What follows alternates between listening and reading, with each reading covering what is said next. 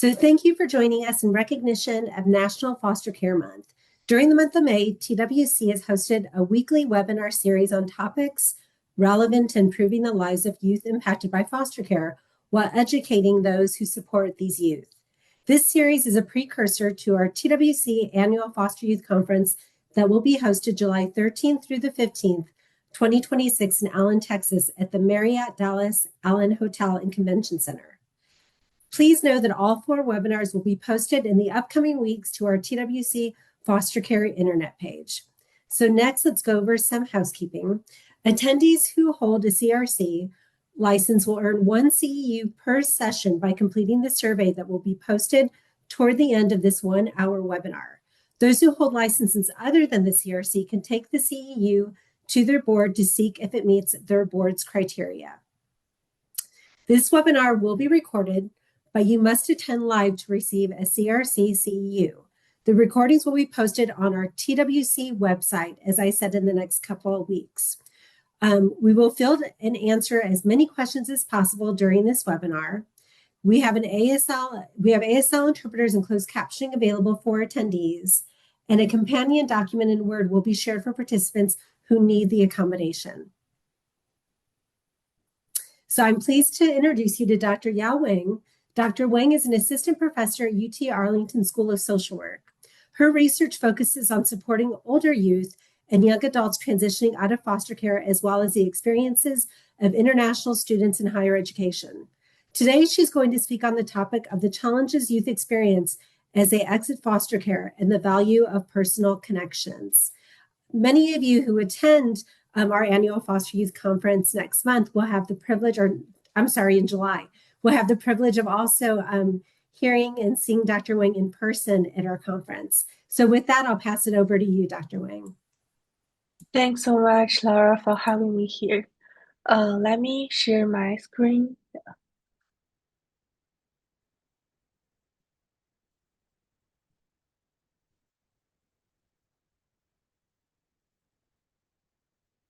Okay. Good morning, everyone. Thank you for being here. My name is Yao Wang from UT Arlington School of Social Work. Today, I will be presenting one of my research titled Personal Relationship is Really the Backbone of Everything, Professional Perspective on Working with Transition Age Youth in Foster Care.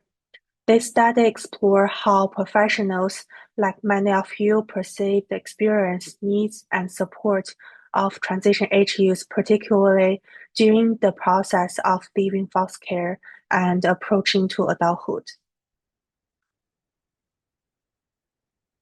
So here is a brief overview of what we are going to cover today. First, I will summarize the current literature studying young adults who are leaving foster care, and also summarize the emerging adulthood outcome experienced by those young people, and then discuss the role of professionals during this transition process. Then I kind of transition us to the second part, where I will introduce how I carry out my study and then present the finding from this study. And at the end, we will discuss the importance of relational permanency and also the implication for future practice. In fiscal year 2024, over more than 368,000 children and youth were in foster care in the United States. Nearly 1/4 were over the age of 14, and about 5% had a case plan goal of emancipation. For many of these young people, reunification with parents is unlikely, while adoption or guardianship may not be available or feasible. So as a result, they often prepare to become independent and eventually age out of foster care.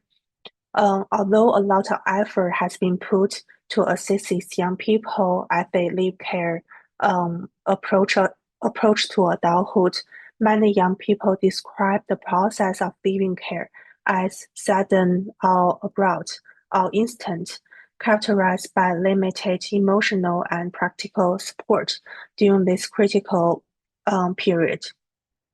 Emerging adulthood is a critical developmental period during which young people begin to explore their identity and develop a desire for independency. It's also a period marked by major transitions in education, employment, housing, and interpersonal relationships. Research consistently shows that young people aging out of foster care experience disproportionately poor outcome during emerging adulthood, particularly in education, employment, and health. And these outcomes are closely interconnected to each other and often influence one another over time. So in the next few slides, I will summarize and compare those outcomes between young people with and without foster care experience. So first, for high school graduation, about 50% to 65% graduate on time, although the rate increase when JED and delayed graduation are included. When we look at general population, high schooler from general population, about 87% of them graduate within 4 years. And when we switch to youth from low income family, about 75% to 80% graduate on time. So foster youth, they graduate, they have JED. The rate is way lower than general population and low income youth. For post-secondary education, although some youth enroll in college or vocational program, the degree completion remain very low. Only about 8% to 12% of former foster youth earn a 2 or 4 year degree by their mid or late 20s, compared to nearly half of young adults in general population. And employment outcome also reflect ongoing instability these young people experience. Former foster youth are more likely to experience inconsistent employment, frequent job change, and lower wage. Many also face barriers related to workforce readiness, including limited educational opportunity, lack of job skill, and limited support network. In terms of health outcome, many youth living foster care have history of abuse, neglect, trauma, and placement instability. As a result, they experience elevated rates of depression, anxiety, PTSD, substance use, and chronic health condition. At the same time, many of them experience gaps in healthcare coverage and limited continuity of care after leaving care.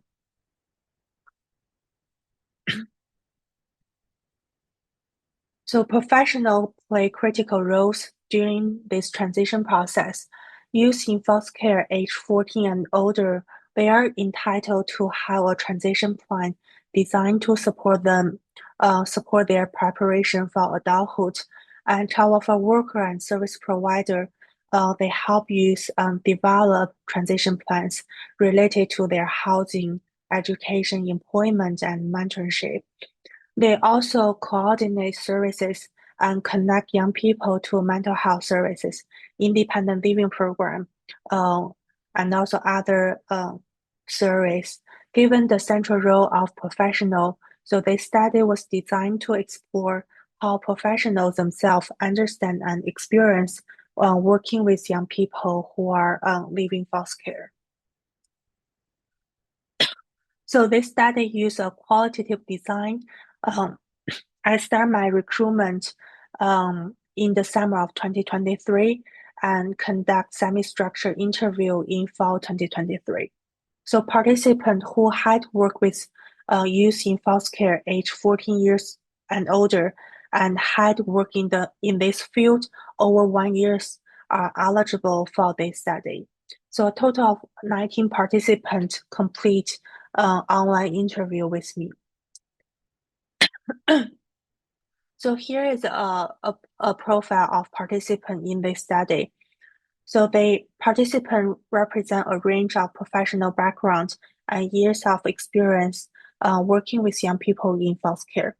More than half of participants had worked in the field for over 5 years, and nearly half worked in the program specifically designed for transition age youth. The gender distribution in this study generally reflect the broader gender composition of child welfare workforce, which is predominantly female.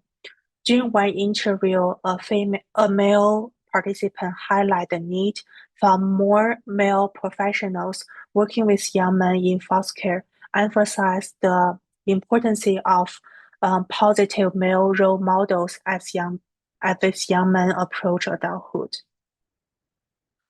All the interview were recorded and transcribed.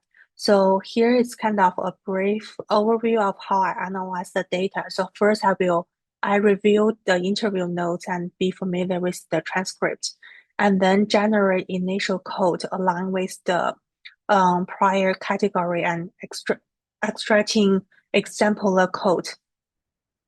And then I create a table to classify the code into broader themes. And then finally, I review and define the same thing aligned with the original research question. So 5 major themes emerge from the analysis. In the following slides, I will introduce each theme and its corresponding subtheme, followed by the code from participants that help you all to further illustrate and contextualize this finding. So the first theme focuses on the characteristics of emerging adulthood among transition age youth with foster care experience. Similar to adolescent and young adult in the general population, young people with foster care experience navigate important developmental tasks during this period, including identity formation, increasing autonomy, relationship development, and future planning. However, participants emphasize the unique challenge these young people face as a result of their involvement in child welfare system. One important idea participants discussed was the balance between fostering autonomy and receiving support. Participants emphasized that although they made mistakes, but those mistakes are part of the developmental process, and they reflect that they must balance from the mode of problem solving with allowing youth space to develop independency.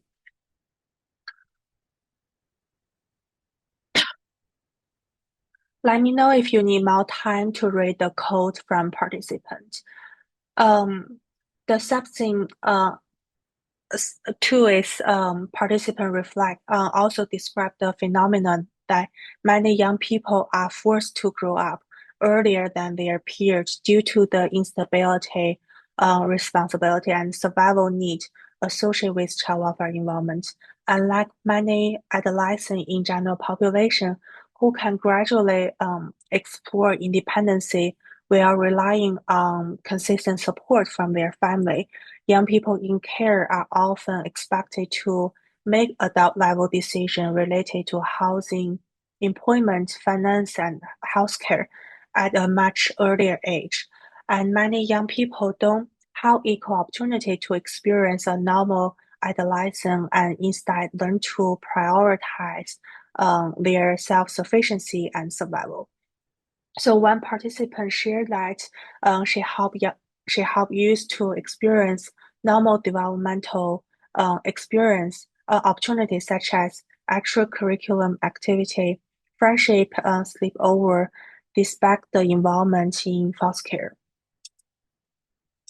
Another subtheme focuses on the lack of continuity and stability across multiple domains of life. Participants discuss how institutional placement and placement instability can negatively affect their social development, education, employment, and also mental health. So this code highlights how prolonged stay in group home may leave these young people underprepared for adulthood, including their employment, education, independent living skill, and social integration, while also contributing to ongoing mental health and physical health challenge. The second things focus on navigating social and personal relationship during the transition out of foster care. The importance of relational permanency were constantly brought out across interview. Several participants described the positive impact that having at least one consistent and support adult can have on young people's life, including their mental health, emotional well-being, and employment stability. Professionals note that natural support such as family member, peers, mentor, or caring adults are often more enduring than formal professional relationship. And also another thing one participant shared with me is that when they have one consistent support, they don't have to repeat their traumatic experience to different people that can be harm to their mental health. Participants also emphasize that youth don't stop needing families once they turn 18. Even youth are legally adult, they still need emotional support, belonging, and people they can rely on during crisis, holiday, and everyday life.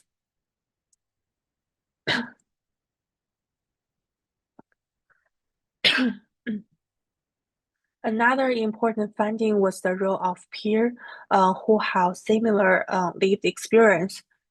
Participants described that how young people are often receptive to guidance and support or advice from peers or mentors who have similar um, who have experienced foster care.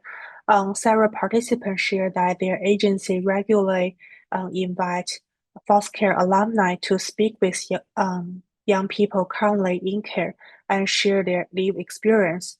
And these foster care alumni, they were eager to inspire and encourage young people by showing them that successful transition to adulthood are possible. It highlights the potential value of peer mentorship and youth-led approach within service.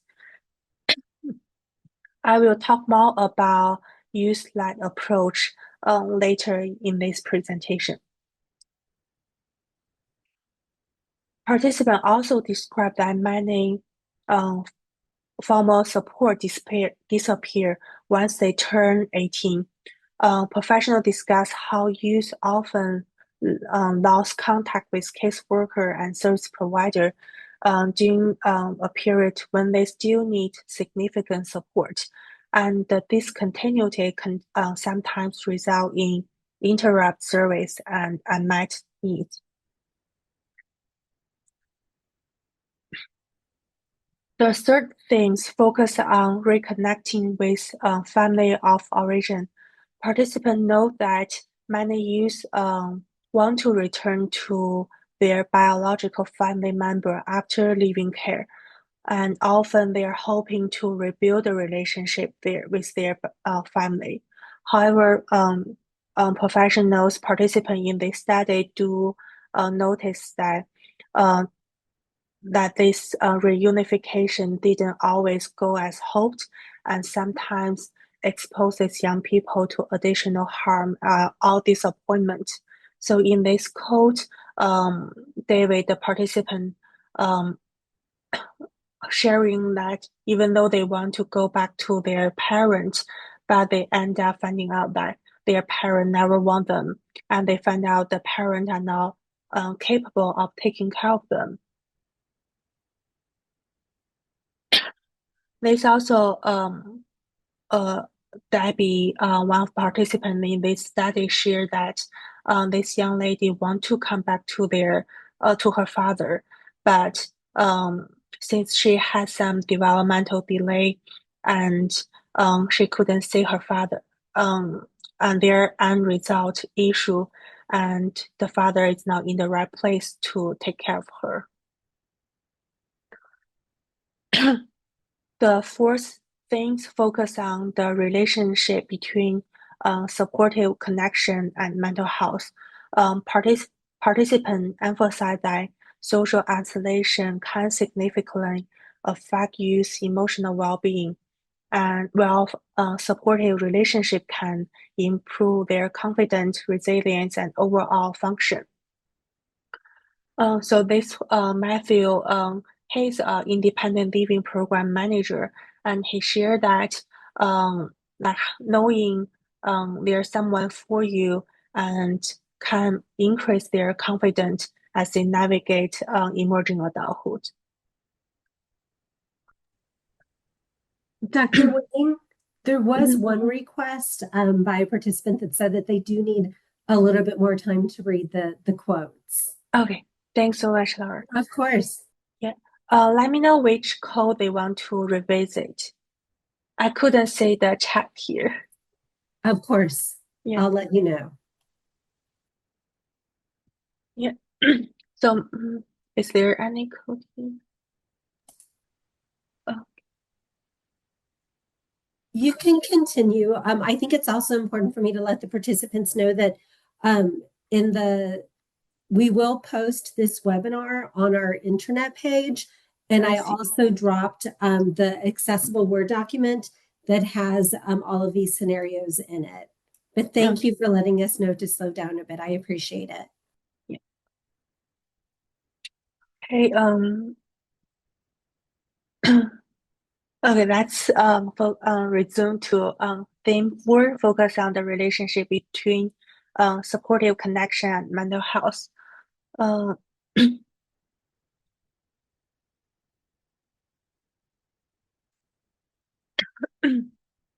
the first one, participants share that having a supportive relationship kind of increase their accountability to mental health service use. They discuss that how a supportive adult help these young people remain engaged in their mental health treatment. For example, this foster parent help schedule therapy and then arrange transportation, which help them to continue the treatment and help them to manage their medication. And also they emphasize that many youth need supportive people to help them navigate crisis in real time. Like this participant, she shared that many youth, they knew how to navigate those situations, but they still want to help someone to help accompany during the crisis, and they need emotional support or reassurance during stressful situation. Like she described that they want to call her on the phone, and well, she will do all the advocacy for themselves. That kind of bring us to the last thing, which focus on the limitation within current policy and service. So first one, it's kind of a very the code I really like. It kind of capture what's going on with as these young people aging out of care. So 18 to 21 years old are screw-up years.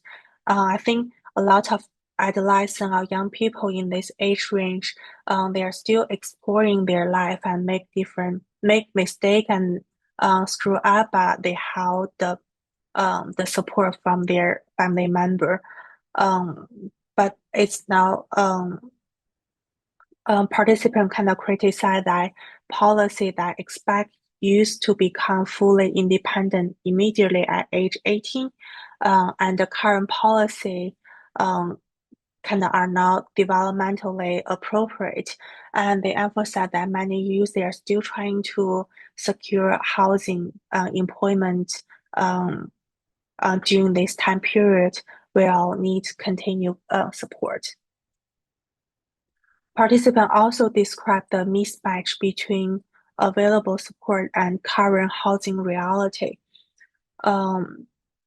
So even though they receive housing voucher, the increasing housing costs and limited availability create significant barriers.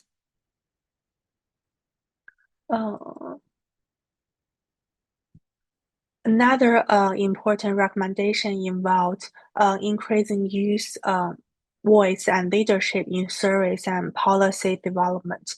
As I shared before that the youth who are currently in care, they are more receptive to foster care alumni, to their big sister and brother, the advice from their big sister and brother. And they highlight that also many youth, a lot of foster care alumni, they have the desire to improve child welfare system and advocate for the next generation. So a lot of agencies, they invite former foster youth to come back and share their experience to help current youth who are in care. And that kind of also fostering autonomy among foster youth. Finally, participants emphasize the importance of flexibility in working with transition age youth. Traditional office-based service model do not always align with youth needs. A lot of them mention they have to driving youth to different program to their internship, and they describe meaningful support often occurred in everyday activity and community-based interaction. And one participant, she shared with me that although she cannot build the time while she driving youth to different place, but she feel like that's the time when she can really get to know the youth and build the trust, build a rapport with those young people. And one of I think it's kind of very creative way for her to build the rapport. She always asks those young people what kind of music they want to listen while they are driving. So overall, the finding highlight the importance of relational permanency. Legal permanency alone does not always guarantee long-term supportive relationship. Instead, enduring emotional connection with supportive adult, caring adult, may be equally important in supporting housing stability, mental health, and successful transition to adulthood. This study has several implications for future practice.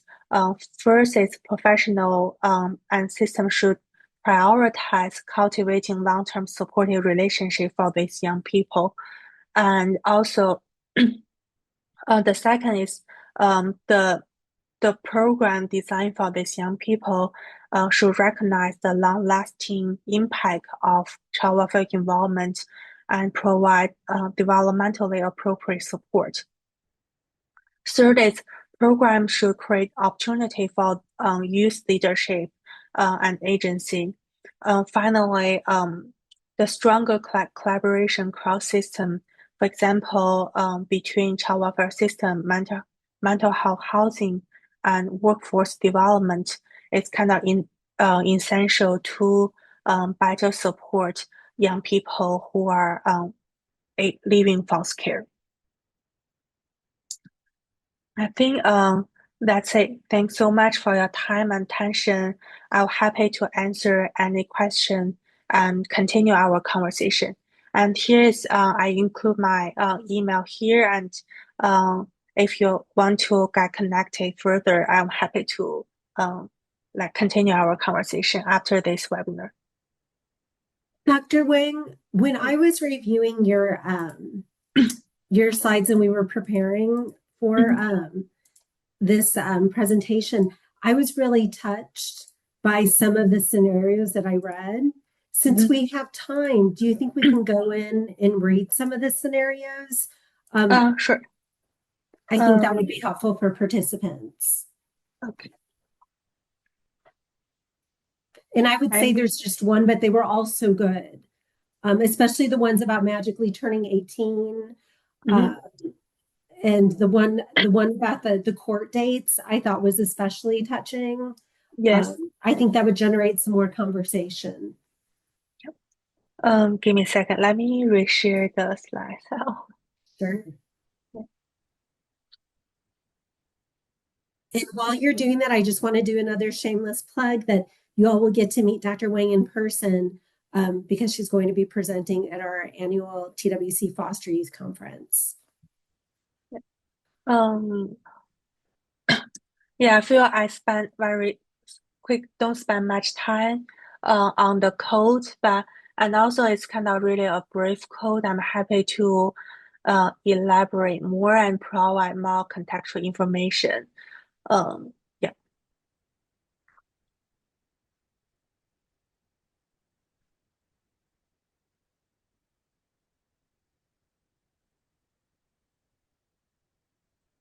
And if you want, do you want me to read this slide for you? The quote? Uh, I know you've done so much talking. It's up to you. I'm here to support you. yeah, well, whatever works for the audience and also both of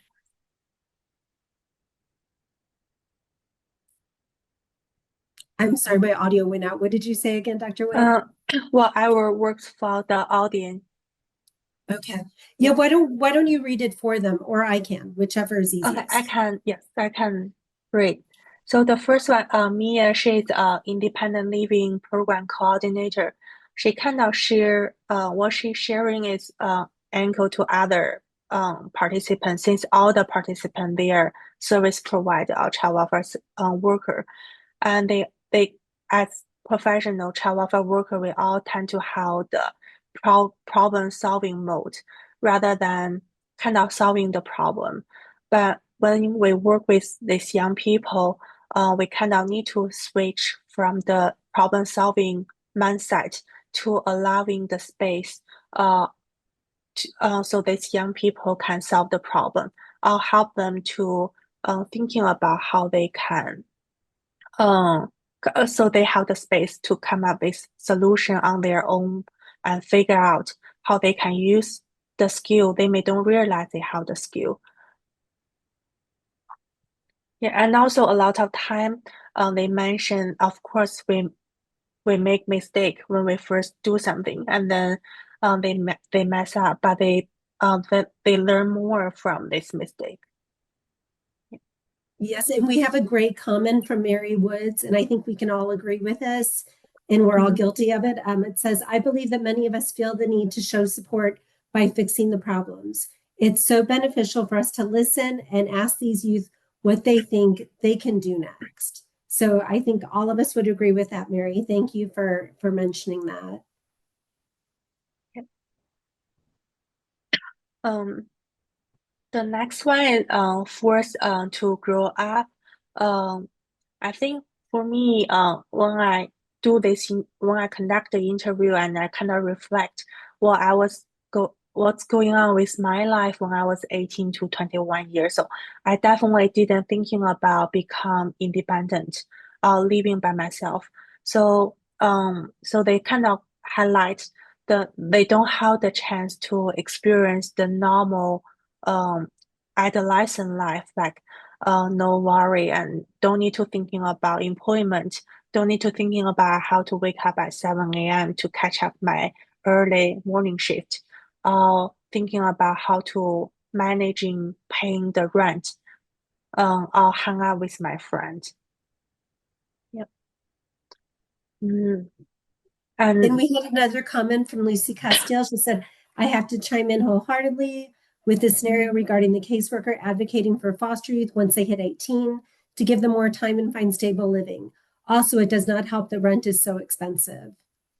and the housing voucher came a lot to my interview, and one as I forgot the name of the audience. She shared that the ranking is so high, and also, um, one participant shared that they are expect those young people are expected to sign their leasing, um, but they are not really legally able to sign the leasing before the age of the care. So the the timing didn't work well for these young people when as they seek like they looking for apartment.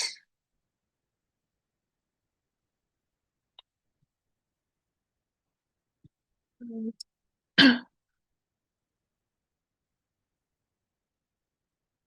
And this one, I kind of participant talking about like um they stay in group home up until 18 years old.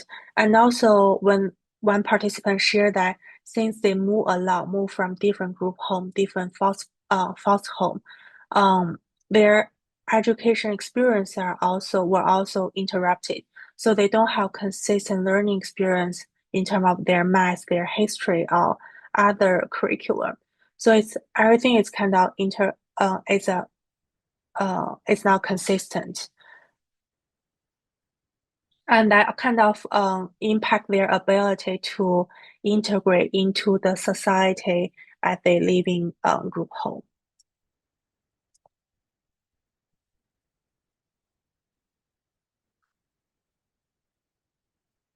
Mm.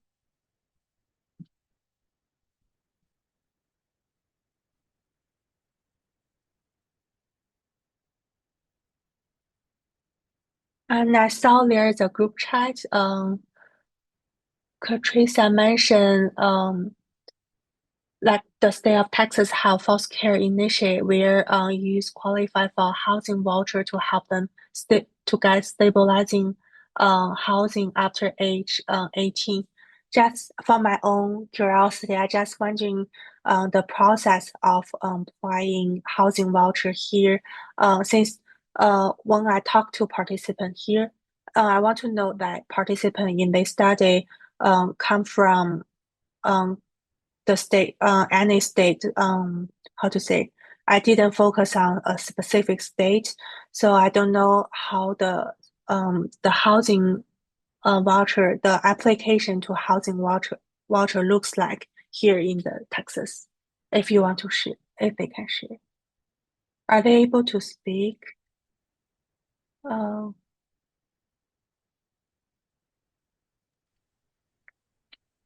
They're just able to put their comments oh, I see. in the chat.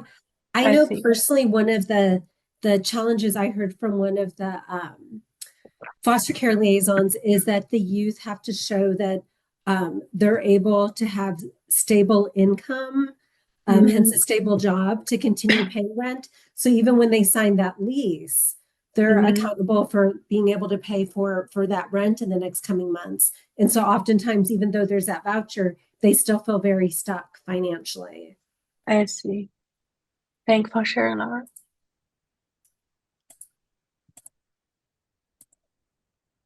Mm. And this one I feel very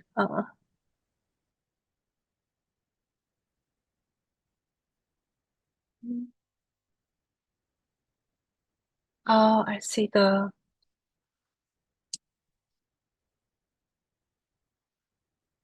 this one. Are you Lucy, are you talking about this one? Um Things didn't go as hoped as they reconnect with family of origin. So this thing come from my research question about um did these young people experience any strain as they leave as they left for foster care? And then I didn't expect like participants are talking about like these young people want to reconnect with family like their biological parents, and the reconnection didn't go well. But I kind of came out from several interview. One is the family are not capable to take care of them, and the other is kind of heartbroken that the father don't have good intention to follow her, and also she has some mental delay, developmental delay, and couldn't really recognize that this is now a best option for her. And it's kind of inspired me to thinking about for my next research project, thinking about how to facilitate since it making sense that we all want to go back to our biological, it's our parent, we want to go back. But as a professional, how should we better prepare and facilitate this reconnection once they hit age 18?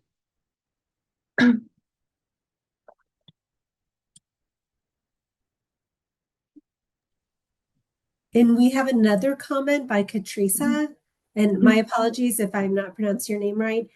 She stated the youth are either referred to their independent living specialist or PAL specialist in their counties or the transition center. That is correct that they have to have stable employment since the amount of rent will be based on their income. If they do not have income, then it could be $0 for a certain time. So Wow. thank you for sharing that with us.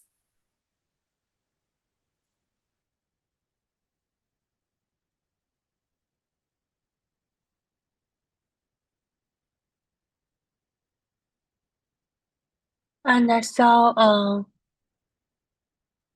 Dr. Francie left on there. I will definitely reach out after the webinar. Um, let me know which code you want me to further explain or provide more contextual information.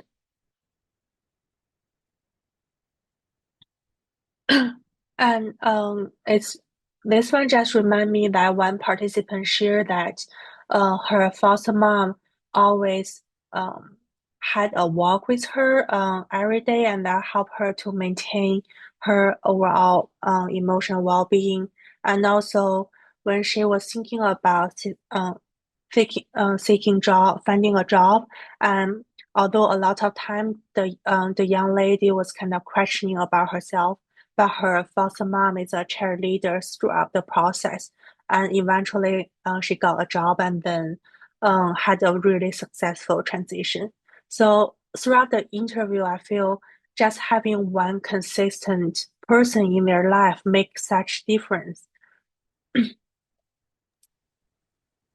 And we had another comment by Lucy.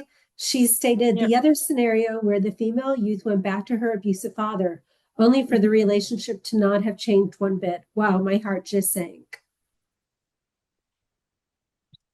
Yeah, that I was kind of, I hope I was, my heart is also, I was so sad when I hear about this, when he shared about this to me.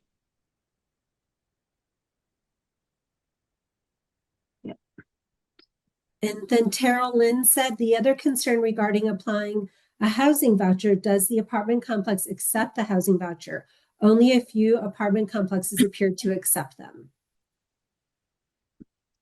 That's kind of, it's, thanks for sharing this also, um, it's not about housing voucher, like the landlord don't take housing voucher a lot of time. And also it just remind me that, um, I have several questions about um the related to supportive relationship and their youth mental health. And um several professionals share that since a lot of youth they are on the Medicaid, their insurance are Medicaid, and um a lot of time that even there is a long waiting list for those young people to receive counseling services. And also a lot of them they are now don't have experience working with those young people who have so much trauma, and that kind of create a lot of gaps. Yeah, and I remember in previous webinar, one professor he talked about the impact of trauma on people's mind and brain, and that kind of when we see a lot of problematic behavior like running away or not showing up at appointment or other problematic behavior, it can easily consider as a problematic behavior, but it's really the symptom of trauma, how this trauma impact their brain.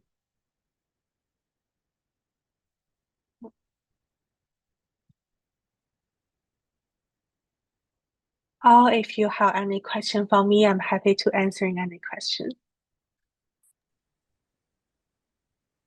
One thing that I'm always very curious about, Dr. Wang, is um, in your research and in your conversations with youth and other stakeholders, what have you found that attributes to the youth not utilizing their tuition waiver or ETV or just the low rates of those that finish and complete their college education?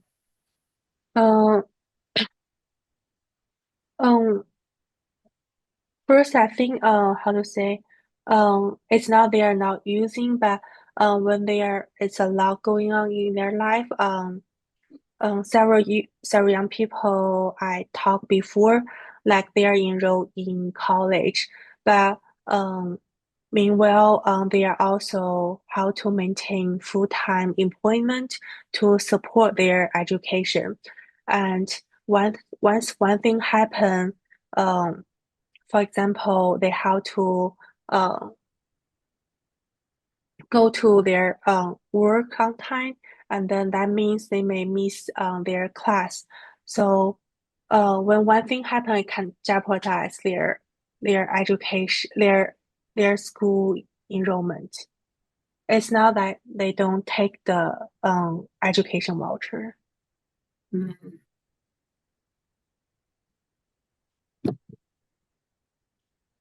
And I think that highlights why we sometimes, as professionals, at least myself, we make assumptions about why they don't use these resources when there's other variables that stand in the way. Hmm. Yeah, exactly. Yeah. Layla, I believe you had a question. Yes, I do. Good morning, everybody. Good morning, Dr. Wang. I Mhm. appreciate your answer about college vouchers and continuing education. I come from a background with grants and especially with continuing education in youth. So I really appreciate the way that you handled answering about dealing with those vouchers and everything else that youth may have going on in their life and how sometimes Mhm. education may fall to a different tier than it typically would be. So Mhm. I had a question about one of your themes, and it was about how the system could better support the youth. There was one of Mhm. your examples. You spoke about how youth are at 18, they find themselves Mhm. in a situation with housing, and that's because they Mhm. cannot apply to apartments yet. Mhm. So this is a very real life scenario, and unfortunately, it does happen often. And my question Mhm. is, I wanted to ask, how often did this type of scenario come up in your research? And is there a balance or a perfect world scenario that could be possible to help these youth stay out of homelessness? Thanks so much for the question. First, I have to say, since I only interview 19 participants, it's across the US, and I don't think it's kind of can generalize, this finding can generalize to the whole population, as that's one thing I could thinking about is um right now, a lot of states offer extended foster care, so where they can stay, continue to stay in foster parents' place or stay in the like group home is not ideal. Um, and I think have a early preparation about the potential option available for those youth can be helpful.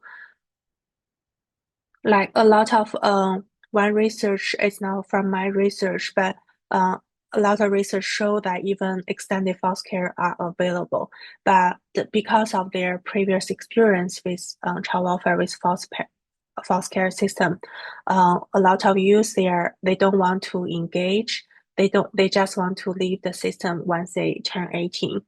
But it's kind of they miss a lot of resource available to them if they can stay engaged with extended foster care. So right now, I think a lot of effort has been put to like engage these young people. Like at least they are aware of the option, the potential option, so they can always come back. I appreciate your answer on that. And thank you for shedding light on the option to extend foster care because I think that is an Mm, option that not a lot of people it you hear a lot about the resources and about their housing options and where they can turn to and the SILs and everything.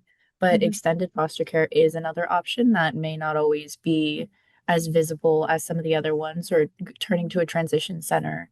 So thank you for bringing that up and for shedding some light on my answer. I really appreciate that. Yeah, thanks so much for the question. And also, I do want to like I'm still learning about like different program, different policy, and yeah.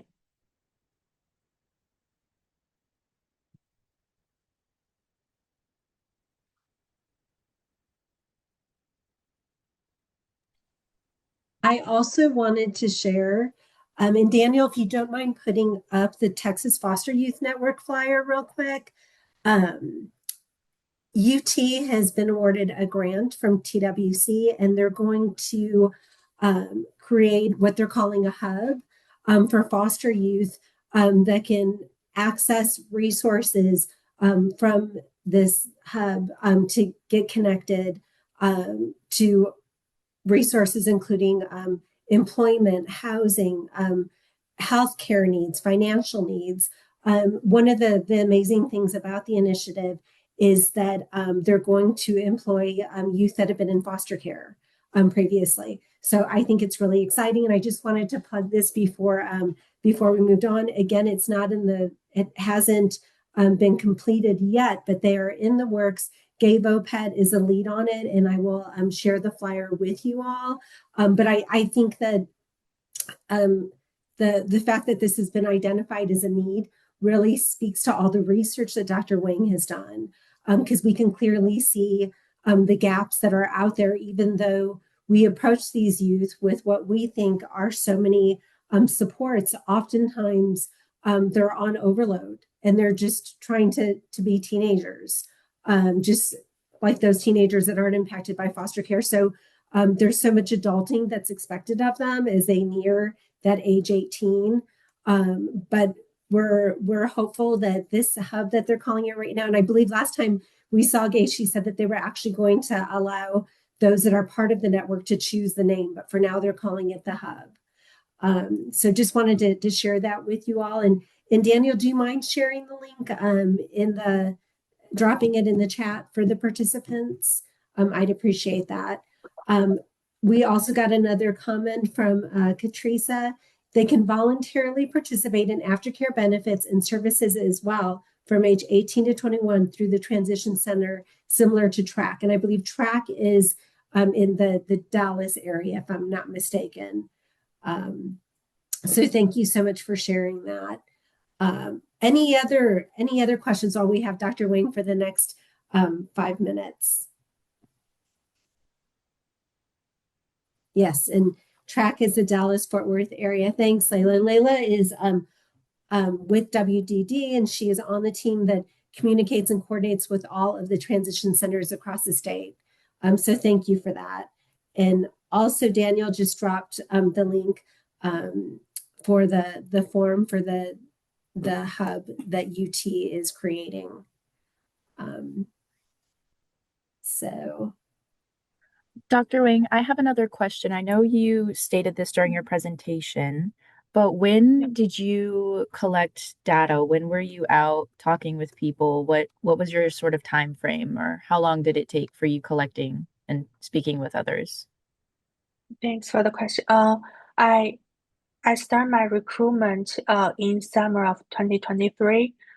Initially, I just do an online Google search, like check any agency that provides services to transition age youth in foster care. And then I was connected to a conference. It's called Independent Living Program Conference. It's a national conference hosted by Daniel Case. I can post a link here later on. And then, so I attend their conference August 2023. And those conference, it's all like professional who work for independent living program across the state came together and then talk about their program, the policy, and also a lot of and those program also, how to say, part those eight participants also bring their young people to this conference. So that's kind of where majority where I did my recruitment. It's called Independent Living Program Conference, and it's an annual conference in the state. And so I kind of the process of my research is that after the increment, after participants are indicate their interest in this study, I schedule an online interview with them after the conference. Yeah. Initially, I was proposing to conduct 10 interview, but after those 10, the first 10 interview, I feel that I'm still getting new information. The data is not saturated, so that's why I extended to 19 participants. Can I also like advertising my next research, Laura? Is it appropriate? Yes. Yes, please share. Yeah, so I'm recently working on getting approval from my school and also get things ready for my next project. Next one it's kind of inspired by the current project that a lot of surveys are available, but users are not very engaged in surveys. So the next one is about their mental health. So I'm hoping to talking young people themselves and work with them on identifying like what help them to stay engaged, what they wish to change for their future counseling service. It's kind of very yeah, it will be also a qualitative research. And once I got approval from UTA, I will share my study information to you all, and then hopefully you can help me to disseminate with your client. So that will focus on those young people, the voice of young people. Wonderful. And I believe George Contreras has a question. If you want to post the question in the chat, I can ask it for you.